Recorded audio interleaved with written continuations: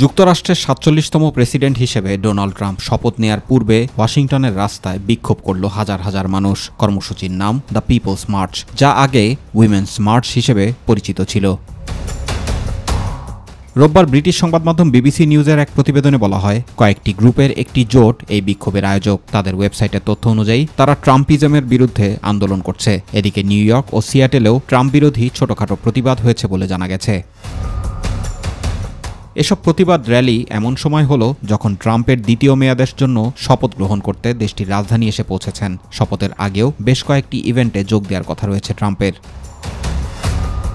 এদিকে ওয়াশিংটন পৌঁছে গেছেন ডোনাল্ড ট্রাম্প। 20 জানুয়ারি সেখানেই তার শপথ গ্রহণ অনুষ্ঠান হবে। যুক্তরাষ্ট্রের নতুন প্রেসিডেন্ট হিসেবে শপথ গ্রহণ শেষে সেদিনই রেকর্ড সংখ্যক নির্বাহী আদেশে সই করার পরিকল্পনার কথা জানিয়েছেন ট্রাম্প। যদিও ঠিক কতগুলো আদেশে সই করবেন তা এখনও ঠিক করা হয়নি বলে জানান তিনি। অপরদিকে ট্রাম্প যেসব নির্বাহী আদেশে সই করবেন তার অনেকগুলোই বিদায়ী প্রেসিডেন্ট জো বাইডেন প্রশাসনের গৃহীত নীতি বাতিল করতে করা হবে বলে ধারণা করা হচ্ছে। জুবাইর রহমান, মাই টিভি নিউজ।